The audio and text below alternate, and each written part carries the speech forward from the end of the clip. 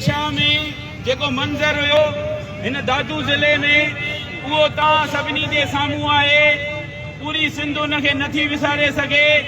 जॾहिं मासूम ॿारड़ा न्याणियूं कुराड़ा नौजवान पंहिंजी घरनि मां ईअं वञी रहिया हुया, पंहिंजो माल पंहिंजी हर शइ जेको आहे छॾे उहो ईअं दरपदरीअ वारी ॼण ज़िंदगी गुज़ारे रहिया आहिनि। उन्हनि माण्हुनि जी मालिकी ऐं वारसी गवर्नमेंट जो कमु आहे त इन्हनि माण्हुनि खे पंहिंजो हक़ु ॾिनो वञे। उनजे करे जेके बि ॿोॾि मुतासिरनि जा मसइला आहिनि उन्हनि खे घर ठाहे ॾिना वञनि। उन्हनि जे लाइ जे अगरि उन्हनि खे घर न ठाहे ॾिना विया त जस्कम इहो जिदोजहद कंदी उन्हनि माण्हुनि खे पंहिंजो हक़ु ॾिनो वञे। छाजे करे हू धरतीअ जा मालिक ऐं वारिस आहिनि। तव्हांखे इहे ई माण्हू चूंडे अॻिते आणनि था। हिन वक़्तु उहे माण्हू मुसीबतनि में आहिनि। अचो उन्हनि सां गॾु थी करे उन्हनि जी मालिकी ऐं वारसी कयो।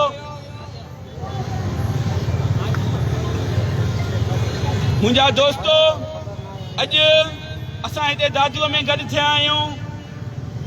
वरी असां 2 ॾींहंनि में ॿिए ज़िले जी तारीख़ ॾींदासीं। उते हीअ जिदोजहद रुकणी न आहे।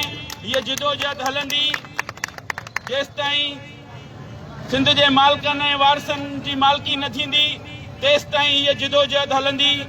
अॼु दादूअ में आहे, सुभाणे ॿिए ज़िले जो ऐलान करे उते असां इन ई प्लेटफॉर्म ते गॾु थींदासीं जस्कम जे।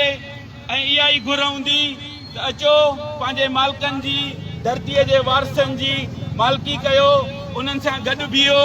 हू हिन वक़्तु ॾुखे महल में आहिनि। हू तव्हांखे पुकारे रहिया आहिनि त अचो धरतीअ जा जेके बि मालिक ऐं वारिस आहियो गॾु थियो। पोइ केरु कहिड़ी बि पार्टीअ सां तालुक़ु रखे थो, केरु कहिड़े बि फ़िरके सां तालुक़ु रखे थो, हिन सिंध जे हिन मुश्किल घड़ीअ मां गुज़री रही आहे। उन्हनि जे मारूअड़नि जे लाइ गॾु थियो।